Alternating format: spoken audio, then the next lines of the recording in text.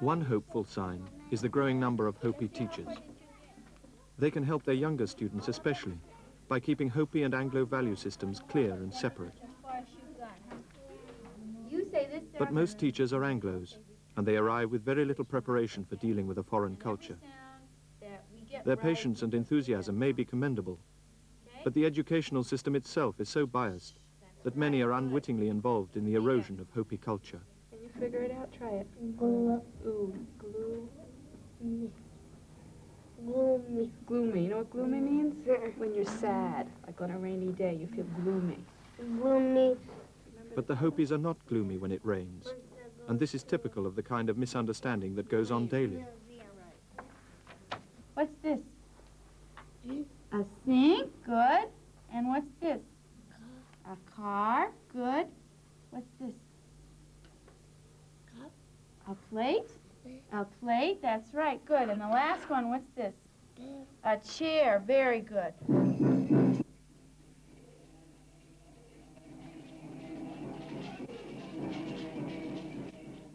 These children are participating in a dance marking their graduation from Head Start, a pre-kindergarten introduction to Anglo schools. For many traditionals, even the performance of this non-religious butterfly dance, out of context, is another example of government intrusion into Hopi culture and underlines the fear that important Hopi ceremonies may ultimately be reduced to colorful tourist attractions.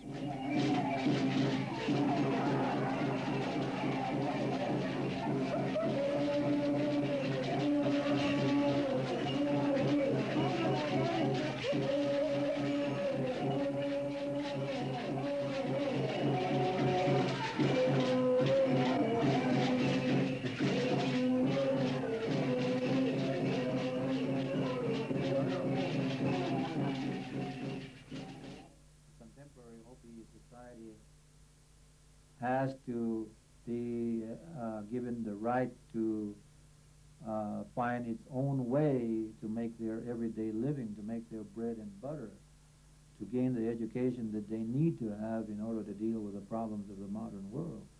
There is not all that is good about the white man's contemporary society, and in many parts of it has to be rejected.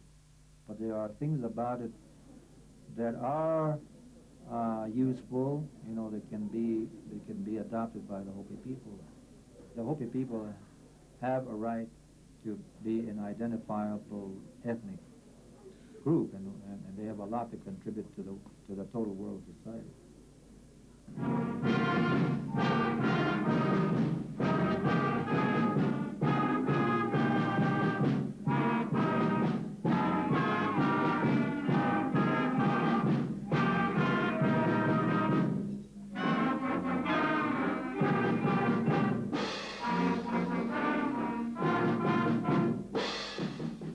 The Bureau of Indian Affairs schools are clearly geared towards the world of the white man, and they do more than educate Hopi children. For those coming from traditional families, the schools provide a substitute value system based on competition.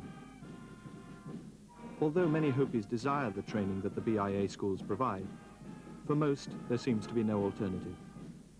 Anglo schools are now merely a fact of life.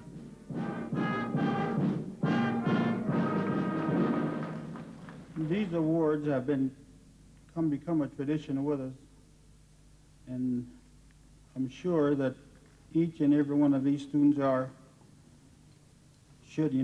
each and every one should get it, but like in everything, somebody must win. But I'm sure you all agree that all these young ladies and these gentlemen are winners. Individual achievement has never been a desirable Hopi trait. Competition works against harmony.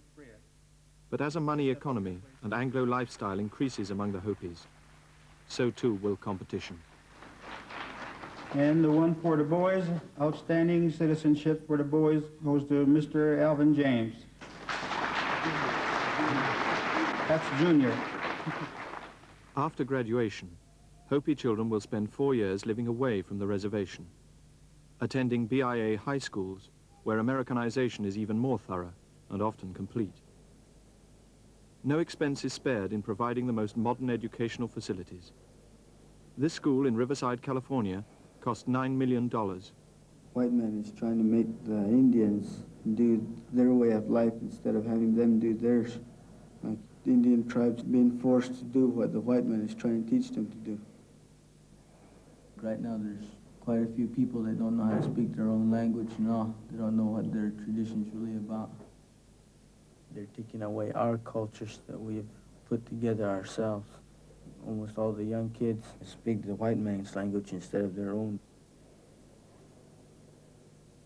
They don't have stores and machineries and companies where the younger kids can work and stuff like that. I guess that's why after graduation and that, most of the kids don't go back.